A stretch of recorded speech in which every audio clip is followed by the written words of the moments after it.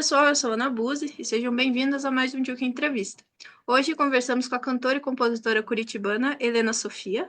Boa noite, pessoal. Aqui é Helena Sofia. Seja muito bem-vinda, Helena. E para dar início na entrevista, eu queria saber quando foi que você decidiu seguir para o meio artístico? Quando que você percebeu, é isso que eu gosto de fazer e é isso que eu quero seguir para minha vida? Isso é uma história difícil, porque eu comecei a estudar música bem pequena. Eu comecei a estudar música com 6 anos de idade. Então, a música sempre teve na minha vida. Então, eu estudei piano erudito por 7 anos, daí depois peguei um trauma enorme do piano. E só que daí, nesse meio tempo, eu cantava em coral, e cantar em coral era a coisa que eu mais amava fazer.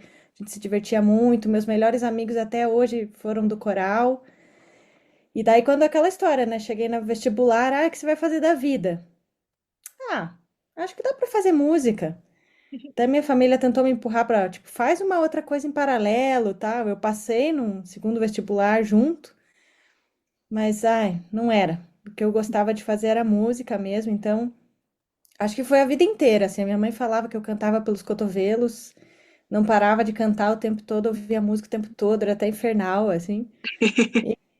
Até demais, assim. E, e daí é isso, a música tá na minha vida há 30 anos já, então. Mas assim, acho que a hora que eu percebi assim, tipo, acho que dá pra ser profissional nisso foi ali pelos 18, 19 anos, então já faz um tempinho também. É legal. E qual foi o segundo vestibular que você passou? Você chegou a iniciar ele ou não iniciou? Eu fiz um semestre, eu passei em Ciências Sociais na Nossa, Federal. Eu fiz música na FAP, né, que hoje é Unespar, e passei em Ciências Sociais na Federal. Então a ideia era meio, dentro da antropologia, da sociologia, tentar juntar as coisas para uma pesquisa mais acadêmica. Mas eu fiz um semestre, assim, me arrastando, só fiz algumas matérias para conseguir trancar. Eu fui super bem nas matérias que eu fiz, assim, tipo, tirei 10 num trabalho, assim. Tanto que o uhum. professor falou: Você tem certeza que é trancada? Eu falei: Nossa, tenho, eu odeio muito estar aqui. Mas era porque eu queria muito estar Sinceridade. fazendo. Né? Eu Sim, falei: eu gosto de você, professora, a aula foi muito massa, mas assim, não é o que eu quero para minha vida. sim. E não que a música tenha sido assim, ó, uau, o sonho da vida, né? Depois que você cai no mundo real da música, ele é dolorido, né? Quem é Imagino. artista independente sabe como é, né? Então, mas é isso, eu acho que é o. Eu não gosto de falar de dom e talento, porque isso parece que a gente não estuda nada, é bem pelo contrário, né? A gente estuda Sim. pra caramba. Mas é o que eu sempre fiz e é o que eu sou boa no que eu faço. Então é isso. Não, legal. E ao todo você tem três álbuns lançados, todos de maneira independente, e o último deles, né, o Brava, ele foi lançado no ano passado, e é um álbum que traz muito do futurismo italiano e da Tropicália também. E eu queria saber como que foi o processo de composição dele. Então, o Brava, ele foi composto numa residência artística que eu fiz na Itália. Eu passei num projeto pelo Ibermúsicas, o programa Ibermúsicas em parceria com a Funarte, acabei passando esse projeto de residência artística lá na Sicília, em Palermo, que foi um local que eu conheci, assim, fui fazer um mochilão de viagem, fazendo também mini shows do meu segundo disco, e acabei caindo lá, assim, tipo, tinha um voo barato, vou lá para Palermo passar uns dias. E eu conheci um pessoal lá do hostel, que tinha uma escola de música, um pessoal muito bacana da música, e daí eu acabei escrevendo esse projeto, passou, então eu voltei no ano seguinte para lá, e eu compus todas as canções que estão no Brava, eu compus lá. Mentira, errei. Uma eu não compus, que foi Brava, que dá o nome ao disco, que é a música que eu fiz para minha avó. Então ela foi logo, assim, foi antes, um ano antes de eu ir para lá. Mas todas as outras canções eu compus lá, e daí lá com os professores da La Bottega delle Percussioni, é o nome da escola. Os professores me acompanharam num show lá, então foi bem bacana. Que Tipo, legal. os professores ficaram, tipo, babando, né? Os alunos, na verdade, ficaram babando que, os professores tocando todos juntos. Então todo mundo foi no meu show.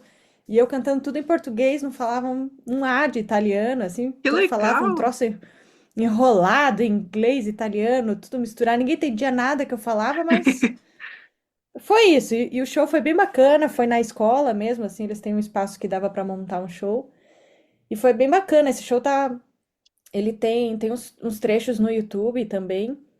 E daí, posteriormente, assim, para virar o disco, né? Isso foi em 2017, né? Então, para virar no disco, daí foi outra história, né? Eu escrevi um projeto para trazer os italianos para cá, para a gente fazer uma turnê, pelo interior, através do Profice. O projeto passou, só que passou em 2020. Ah, Daí, né? Daí aquele meio tempo legal. de tipo, meu Deus, pandemia, o caos, Sim. começou a pandemia muito mais caótica no início lá na Itália, e até a gente conseguir captar e tudo mais, eu acho que na verdade saiu o resultado tipo final de 2020, assim. Então até eu conseguir captar, não sei o quê, eu voltei a falar com eles e eles falaram: Olha, Helena, a gente não consegue ir para o Brasil agora, não vai rolar. Isso era já para ser em 2022, então já estava tudo Uhum. aberto, tudo normal, né?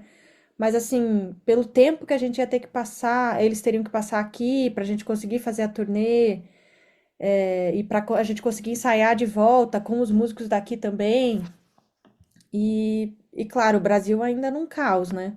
Que Sim, foi a pandemia. Foi 1000 vezes pior do que foi na Itália. Quando começou na Itália, a gente já achava horroroso, né? sim. E em Mas 2022 a daí, gente ainda entrou em lockdown, né? No início. exato, começo do ano. E então, assim, era muito inseguro, assim. E eu entendo eles dizerem assim, tipo, não, Helena, não vai dar pra ir, assim. Eu acho que no lugar deles eu também ficaria com dois pés Uhum. atrás, sabe? E daí, naquele momento, foi assim, meu mundo caiu, né? Foi um drama. E daí eu pensei, não, vou dar um jeito, vamos fazer outra coisa. Vou pegar uma diretora musical, chamei a Érica Silva, uma amiga maravilhosa e só fazendo trabalhos maravilhosos em Curitiba, tanto que já perdemos ela, já foi para São Paulo, já voou, né? E porque ela tem que ir mesmo, ela merece. Sim. E eu peguei ela e falei: vamos fazer uma coisa diferente, vamos fazer um projeto, vamos refazer, vamos pôr uma roupa nova em todas as músicas. E daí decidi fazer um projeto muito menor. Todos os trabalhos que eu tive que conseguir, quase que ajoelhar pedindo perdão pro pessoal do Profício para eles me autorizarem mudar tudo, porque eu troquei a banda inteira, né? Uhum. Eu troquei toda a banda, a gente virou um triozinho. A Érica fez programações eletrônicas que acompanhavam a gente. Então a banda, apesar de ser um trio, era um troço muito maior, assim, Vai, né? uhum. Que as programações eletrônicas permitem, assim. E ficou com uma outra cara. E a roupagem que eu falei pra ela foi assim, tipo, Érica, eu não quero que você. Não quero largar a mão da parte italiana do disco, entendeu? Uhum. Eu quero que continue soando essa coisa da música siciliana, essas coisinhas que a gente colocou no meio das músicas, tal. E ela falou, tá bom. Ela acreditou na minha ideia maluca. Então, tem dentro das músicas do disco tem trechos do show lá da Itália. Tem os Legal. músicos lá, os meus amigos músicos lá da Itália tocando, entendeu? Então tem coisas que eles cantam no dialeto da, né, o siciliano. As músicas que eles cantam em siciliano, inclusive, são tipo músicas antigas, assim, que Uhum. eles trouxeram para a gente realmente fazer essa mistura, assim, tipo, a mistura do Brasil com a Sicília, a mistura do Brasil com o Egito, assim. Que legal. E, e daí foi isso. A Erika fez um milagre. Tipo, em pouquíssimo tempo ela conseguiu produzir tudo isso. A gente teve alguns ensaios e já saiu em turnê. Nossa. E daí, quando a gente decidiu gravar, e foram 15 shows nessa turnê, né, durante 2022, 2022. Na turnê pelo estado do Paraná, são cidades bem pequenas que a gente passou, né? Uhum. E que foi super bacana. Então, quando a gente terminou isso, foi sobrando uma verbinha do projeto. Daí eu mandei um alô lá pros caras, falei, ô, bora gravar? Daí eles autorizaram, com a verba que sobrou, que eu fizesse a gravação. E foi legal porque a gente já tava, tipo, já tinha amaciado as músicas. A gente tinha feito 15 shows, sabe? Tocando Uhum. escola, tocando em lugar que era perrengue. Então a gente já tava assim, redondinho. E foi muito legal. A gente gravou tudo aqui no estúdio Old Cat, que é o meu estúdio. Uhum. E depois eu mesma que fiz a mix também. Então também foi um trabalho, primeira mix pra valer, Legal. que eu fiz de trabalho meu, assim. E foi masterizado pelo Beto Japa, que é Grammy winner já. Então. deu um resultadinho, arredondou o final, assim, da minha mix, que tava toda meio espinhenta, ele só alisou o cabelinho, assim, pra gente entregar pro público. Pô, que legal, que história sensacional de iniciar um Né? trabalho. E é legal também, né? Porque iniciar lá em 2017 e lançado agora, no ano, agora, né? No ano passado ali.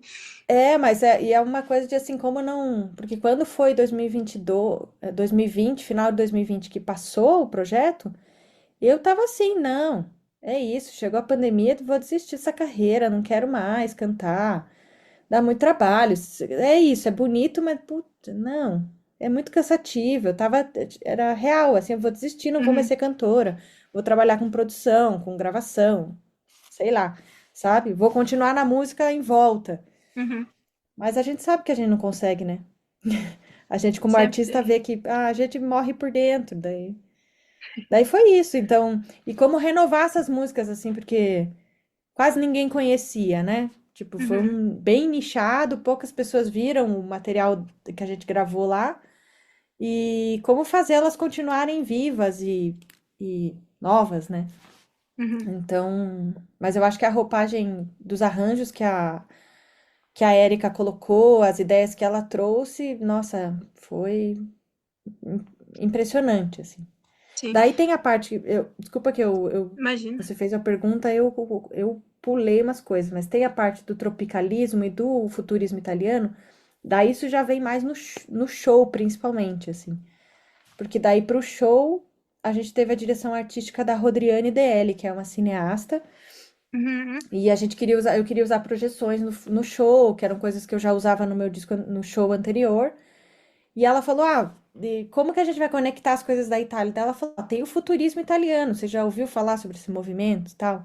E é um movimento que inspirou o modernismo aqui, e o modernismo inspirou a Tropicália. Então a gente sim. foi pegando os pedaços e fazendo esse Frankenstein, assim, e, e ficou muito massa. Então a gente tem as projeções do show remetem ao modernismo, remetem ao futurismo italiano. Por exemplo, Buarquiana é uma música que começa com sons de máquina, uma coisa meio malucona, assim, que é sempre o meu jeitinho, assim, sempre é música perturbada brasileira, né? MPB. Então, as pessoas ficam assim, tipo, nossa, que coisa estranha, de repente entra uma bossa nova, assim, você fica assim, ué, sabe? Porque eu gosto desse estranhamento. E essa Sim. coisa dos sons de máquina tem a ver com o futurismo italiano. As músicas do futurismo são isso, são sons da indústria, né? Que era o início é, da industrialização mundial, assim, né? Então se usavam esses sons de máquina, esses sons de para fazer uma coisa ruidosa, assim, mas Sim. que era ao mesmo tempo música, né? Então a gente foi colocando esses pequenos lembretinhos dentro dessas MPBs que eu faço. Eu acho muito legal que no disco mesmo ele passa muito pela bossa, vai pro jazz, vai para reggae, reggaeton. É muito, Uhum. tudo muito bem estruturado e muito junto, assim. Não sei explicar, mas é uma sensação muito legal de ouvir, porque parece estar escutando muitos ritmos numa coisa só. Não, eu gostei bastante. É uma salada musical, né? Assim, porque a pessoa É. pensa, você fala, é um disco de MPB, daí tem um pouquinho de tudo, né? Porque, por exemplo, o reggaeton foi um troço assim, na época a Anitta tinha acabado de lançar o Envolver, tinha Uhum. acabado de estourar, assim. Daí a gente falou, pô, não, tem que ter o reggaeton também, vamos fazer com brasa, tal. E daí o reggae é uma coisa que tá, assim, apesar de eu não ser do reggae, né? Mas o reggae é uma coisa que tá muito presente na minha vida, porque é o ritmo que eu aprendi a tocar no violão, o Uhum. primeiro de todos, e é o que quando eu vou compor, acaba tudo vira reggae. Eu falava isso pra Érica. Eu falei, Érica, o problema é que se você for levar ao pé da letra o que eu tô tocando, é tudo reggae. Daí ela dava risada. E ela transformava aquilo, né? Então, tá tudo presente ali, né? Não, legal. E nesse álbum, né, no Brava, você tem a faixa de abertura, que é siciliano, e a Bela aborda ali situações de opressão de uma forma muito poética.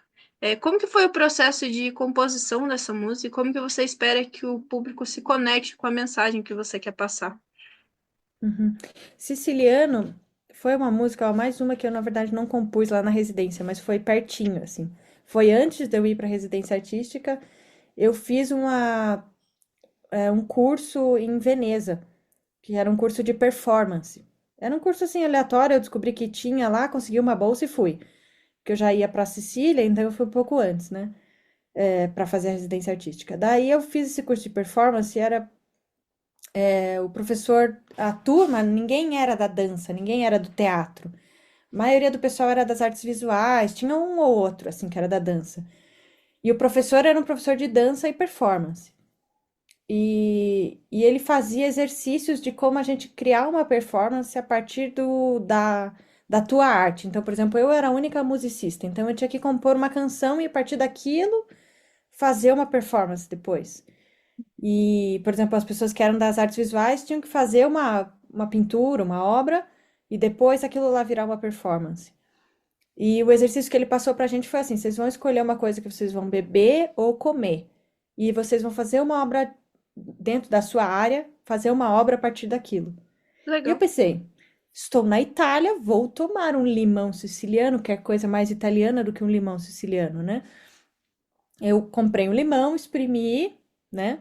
O limão siciliano não é tão ardido quanto o nosso limão rosa que tem aqui, o laranjadinho, né? Sim. O nosso limão dá uma surra no limão siciliano, mas enfim, tem essa poética do limão siciliano, ele é grande, amarelão, assim, né? Então eu espremi e tomei aquele suco do limão. Desceu azedo, assim, deu. Acho que eu tenho uma letra de música aqui. Então eu canto. Fecho meu rosto para você entrar, sinto seu gosto me contaminar. Então eu tô falando do limão. E Uhum. não é óbvio isso, né? Quando eu conto, as pessoas, eu até acho que quebra um pouco o encanto, mas parece que eu tô falando de uma pessoa, né?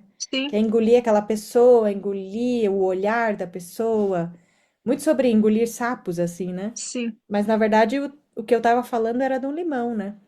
E eu falo na parte B lá, apesar de tanta dor, te encontrar no meu pomar, solitário a envelhecer, tendo tanto para contar.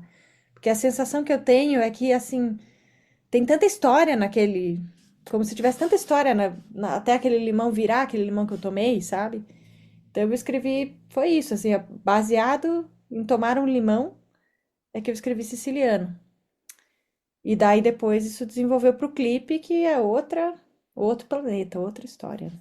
E é bem ele que eu vou trazer agora. É que você traz uma metáfora de uma astronauta abandonada na Lua.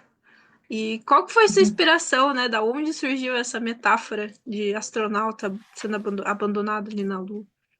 Então, quem fez o clipe, o roteiro e a direção é da Rodriane também, que foi quem dirigiu meu show. Então, eu falo que ela é minha diretora. E, e ela gosta muito dessas coisas de ficção científica. Ela tem um curta dela que se chama Orion, que é super de ficção científica. E a gente tem muito essa conexão, assim, com sci-fi e tudo mais. E quando a gente estava escrevendo o projeto, abriu o edital para clipe, não sei o que, da Paulo Gustavo. Daí eu falei, pô, vamos escrever um clipe? Dela, vamos. Puxa, eu queria tanto fazer um clipe, queria fazer um clipe na Lua. Tem um roteiro assim que eu queria muito. Daí eu falei, bah, vamos fazer. Siciliano ia ficar ótimo. Caramba, nunca tinha pensado nisso. Siciliano, um clipe na Lua, que viagem. Porque não tem, né? Não é tão óbvio, né? Eu tô falando do limão, mas daí o que que tem a ver com a Lua? Mas a ideia é justamente não ser óbvio, né? Eu acho que clipes em geral eles não são literais, né? Quando eles são Sim, literais é meio sem graça, né? sim. Então, daí a gente ficou com isso, porque Siciliana é a música mais lenta do disco também, então ela tem esse tempo da falta de gravidade e tal. Então a gente pensou sobre isso. E o roteiro inicial que a Rodri tinha, ela costuma dizer que ela pensa numa frase. E aquilo ali é que desenvolve o roteiro. E a frase que ela tinha era uma pessoa abandonada pelo amor na lua. Ok. E daí a gente assim, daí fala sobre o abandono, sobre a Uhum. solidão. E daí o projeto era para ser na lua mesmo, né? Então a gente ia fazer num estúdio com areia, tá, tá, tá. Só que logicamente quando passou o projeto a gente foi botar na ponta do lápis e o caos que ia ser ia num estúdio, né? Sim. Então a gente ficou assim, tipo, o que que é pior? Ir para uma externa e chover e ser um caos na chuva, Ou ir para um estúdio, não chover, mas ter areia, e aquela areia ficar úmida e não dá certo, não sei o quê. Então, na reunião com a equipe, a gente acabou definindo pela externa, que seria menos pior. Uhum, E a gente conseguiu essa locação maravilhosa lá em Piraquara, que é a Pedreira de Roça Nova, que foi uma indicação do meu irmão. Ele falou, pô, tem uma pedreira muito massa lá, que passa o túnel do trem embaixo e tal. A gente fez umas visitas técnicas, tinha um ar de, pá, vai ser massa. E a gente foi gravar em outubro e tava um solão. Curitiba tava quente todo dia. Você lembra, né? Outubro de 2024. Na lembro. semana anterior, começou a virar o tempo. E a gente, não, não, vai chover na quinta, na quarta que a gente vai gravar, não vai chover. E o tempo virou exatamente na quarta-feira. Que ótimo. Choveu durante a choveu a diária inteira. Tipo, a hora que a gente chegou, não estava chovendo, daí assim que o carro atolou na subida, porque o carro da carga, que era eu que estava levando, atolou, né? Lógico. Assim que o carro atolou e a gente teve que descer para, o que que a gente vai fazer, o que que vamos tirar para conseguir subir, começou a chover. E não parou de chover mais até a 1 hora da manhã, que foi a hora que a gente terminou de gravar. Nossa, que legal. Nossa, foi fogo, para não dizer outra coisa. Pode falar, não tem E problema. pode falar. Então foi Pode. foda, foi foda. Mas também foi foda a equipe, assim, porque, tipo, ninguém reclamou, assim, do tipo, ah, não dá mais, não, isso aqui não rola, sabe? Foi todo mundo empenhadíssimo, assim, pra fazer e vamos realizar, vamos fazer o que não der a gente resolve de outra forma. Todo mundo muito dedicada, uma equipe só de mulheres. Então a gente estava só em mulheres lá naquele local, inclusive segurança e bombeira também mulheres. Legal. Então toda a equipe, diretoras e assistentes, então a equipe de decisão do projeto inteiro era feminina. Uhum. E eu acho que isso foi fundamental, porque eu tenho certeza que se tivesse um macho naquele set, tinha dado merda. Uhum. Tinha reclamado, é porque é chuva, porque quem que inventou isso aqui, pi, pi, pi, pi", sabe? Uhum. Então eu falo tirando sarro. Tenho homens que trabalham comigo, inclusive trabalharam no projeto, mas no set só foi perfeito porque era só mulher. A mulher, é isso aí. Qualquer coisinha já teria reclamado. Ah, é, eu É, teria botado a gente pra baixo, sei lá, sabe? sim, Então foi desanima. perfeito, É. assim, mesmo com a chuva. E daí o feedback que eu tenho tido das pessoas agora com o lançamento é que assim, mas se não chovesse, vocês iam fazer uma chuva fake? Eu falei, não, não, não estava programado. Daí, não, porque ficou perfeito. Se não tivesse a chuva, não ia ter ficado tão maravilhoso. As pessoas falaram assim. Eu fiquei, nossa, é verdade. Então é males que vem para bem, né? Sim. E agora no É, lançamento choveu também, então eu acho que deve ser alguma coisa comigo. não, mas é muito engraçado tanto a história da letra, né, de Siciliano, quanto essa história do clipe, porque vendo assim parece uma coisa muito natural. E a letra, sobre a letra de Siciliano, eu nunca imaginaria que era sobre realmente um limão, apesar do nome. Achei que era só, tipo, coincidência, sei É, lá, porque não eu sei. acho que a ideia também, a minha mãe, por exemplo, imaginava ela, porque esses tempos eu fiz uma live, daí minha mãe comentou na live também, né? É, porque eu contei essa história e o pessoal ficou assim, nossa, eu nunca imaginei que era um limão, uau, agora eu vejo que óbvio, é lógico que é um Uhum. limão, sabe? Sim, ó, Mas ninguém tinha pensando na parado pra letra, pensar. Mas porque tá tão poético ali, né? A minha mãe via, por exemplo, parece que é uma pessoa que envelheceu sozinha. É você visitando essa pessoa. Já me falaram também que parece que tá falando sobre uma agressão para uma pessoa que foi ruim para você, que você teve que aturar aquela pessoa e daí hoje você vê ela envelhecendo de um jeito solitário, assim, sabe? Então, eu acho muito legal as leituras que as pessoas fazem, né? Às vezes eu sim. sinto que quando eu conto a história, meio que estraga. Mas, enfim, é bem legal e eu acho que as pessoas também se surpreendem quando eu conto que a história é de um limão e com essa linguagem de falar da astronauta abandonada. Eu acho que a gente conseguiu passar esse sentimento também no clipe, assim, Sim. sobre essa sensação de solidão, abandono, mas ao mesmo tempo, assim, aquela força de vontade de continuar, né? Eu acho que é um pouco por aí a história do clipe, né? É, que a gente também, assim, nos textos, a gente que estão indo para assessoria e está indo para a imprensa, a gente tem falado sobre o papel da mulher, né? Porque como foi um clipe 100% a equipe feminina e a gente tentou todas as vagas que a gente tinha, a gente colocou mulher. Então, foi só na pós-produção assim que entraram homens, que são pessoas com quem eu já trabalhava, então, assim, a gente pôs eles de cota, eu falo. Entendi. A cota Daí tem uma masculina. cota masculina, assim, é tipo 5% da equipe. Mas eram pessoas com quem eu já trabalhava. Até fiz um stories esses dias, falei, mas se eles não continuarem trabalhando bem, vão ser substituídos também, né? Mas eu acho que dá para fazer bem esse comparativo e expandir essa metáfora, né, da solidão e daquela astronauta sozinha ali nesse planeta ermo, que a gente não sabe o que que é e tudo mais, para o papel da mulher na sociedade, né? O quanto a gente é solitária, assim, né? Por mais que às vezes a gente tenha um parceiro que nos ajuda, não sei o quê, tem outras coisas que recaem em cima da gente. Às vezes a gente tá fazendo, toma esse papel de a dona de casa, mesmo que a gente não queira, sabe? Mesmo que tenha como outra pessoa fazer, quando você vê, você tá lá agregando e o trabalho de cuidar das pessoas, né? O quanto isso é uma coisa que as mulheres fazem. Às vezes a gente nem quer. Quando você vê, você tá lá maternando o seu o companheiro, cuidando de um idoso da família. Então, Sim. eu acho que é um trabalho muito solitário e eu acho que é como se fosse uma visão expandida desse clipe, assim, essa solidão da mulher e a força, assim, de tipo, eu tô num planeta perdida, não sei o que vai acontecer, mas tenho a força de vontade de voltar e vamos achar um mapa, vamos encontrar esse limão. Então tem todo um simbolismo ali. Isso é muito legal, é muito legal. Para quem não assistiu ainda, assista. Siciliano já está disponível no YouTube. E escutem também o álbum Brava, porque é muito bom. Também disponível em todas as plataformas. Quais as diferenças artísticas que você percebe entre os seus álbuns anteriores e Brava? É, eu sinto que cada álbum parece que ele marca quase uma década da minha vida, assim, né? Mais ou menos, né? Um pouco menos.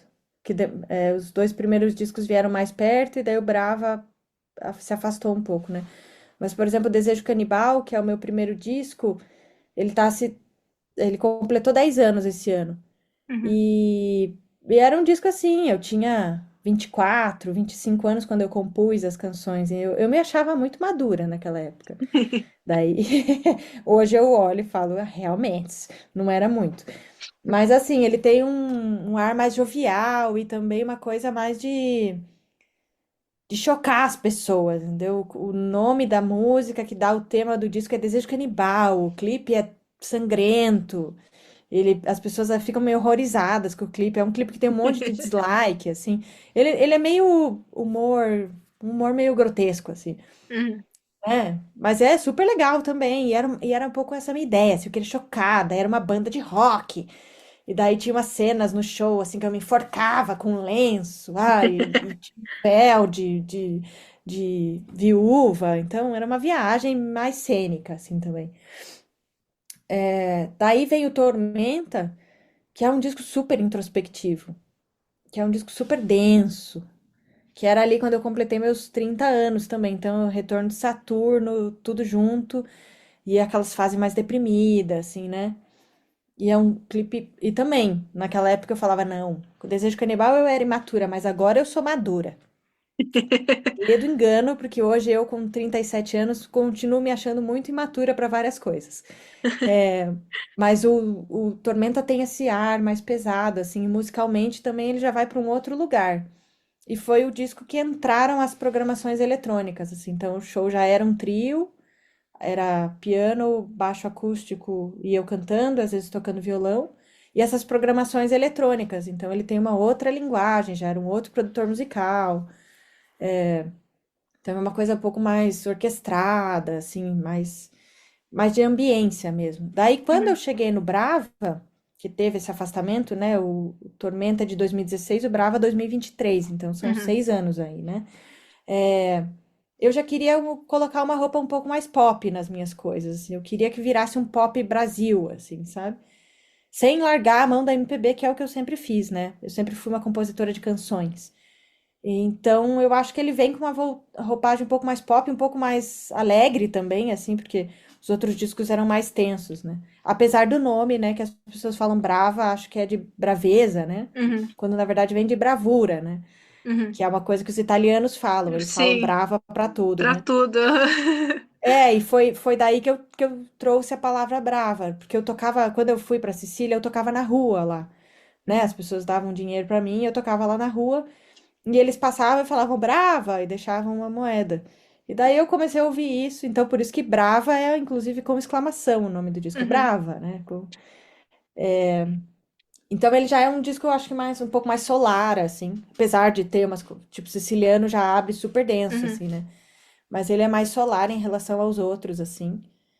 Eu acho que tem essas linguagens, né? Eu fui amadurecendo musicalmente também e escolhendo meus diretores musicais. Então, uhum, cada disco tem um pouco a cara desse diretor musical que eu escolhi, né? Então, uhum. mas eu acho que cada disco tem a sua carinha. Parece que é tudo diferente, mas quando você ouve, você vê, não, realmente tudo isso tem cara de Helena Sofia. Então, no final das coisas, parece bagunçado, mas é uma coisa, é bonito, funciona. E o que que você quer levar da sua música para as pessoas?